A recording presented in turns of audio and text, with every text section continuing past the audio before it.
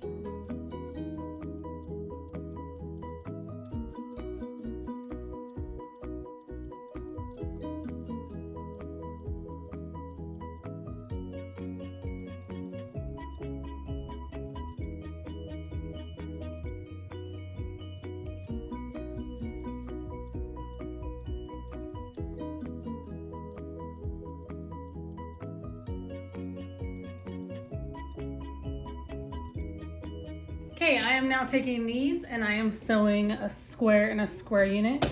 It says make one, but I need 2 because I am making 2 identical blocks.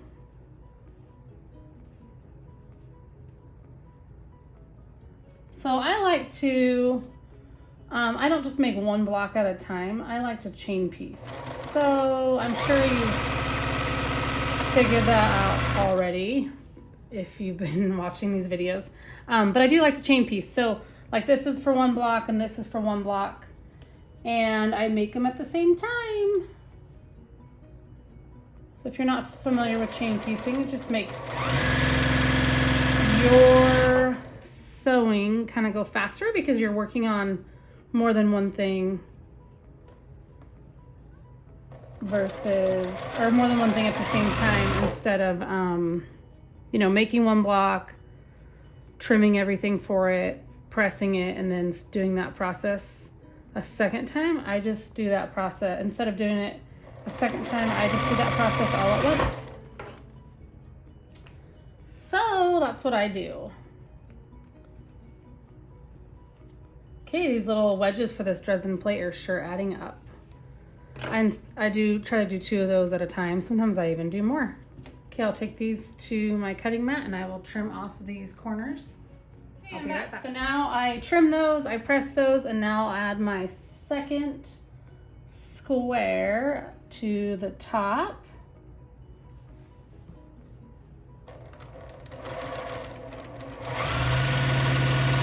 And instead of marking these blocks with a diagonal line on the back, I just use my seam tape as a guide.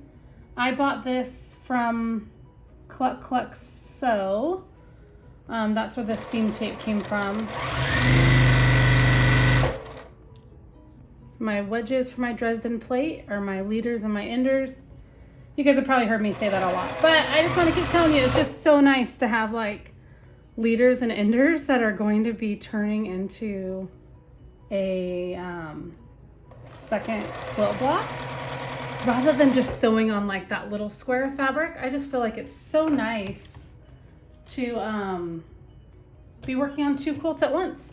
You guys will have to let me know. Do you guys do that? Do you work on more than 1 quilt at a time like this? I mean, I feel like it's kind of mindless. I feel like I'm not having to think too much. I just sew these. Now, if it was like a quilt block kind of like this that I had to think about, I wouldn't want to do it. But where it's just sewing these little wedges together, I don't have to think about it. If it was maybe a 9 patch, I think that would be kind of easy as well. Or half square triangles, but nothing kind of complicated like this. Have you guys ever worked on anything like this? Let me know. Okay, so I'm going to just sew these next 2 sides on both of these blocks, and I'll be back when I finish that up. The square and a square blocks are done, and now I am moving on to the last step in block 8, and I'm going to be assembling the block here. I have all of these pieces complete. I just have to do the rows and then put all 3 rows together. And once again, I'm making 2 block 8s, and they are going to measure 16 by 16 inches finished. I just finished block number 8, and these 2 blocks finish at 16 by 16 inches. Here's block number 8 in the book, and then here are my blocks. Thanks for following along in this video, and I will see you guys next time.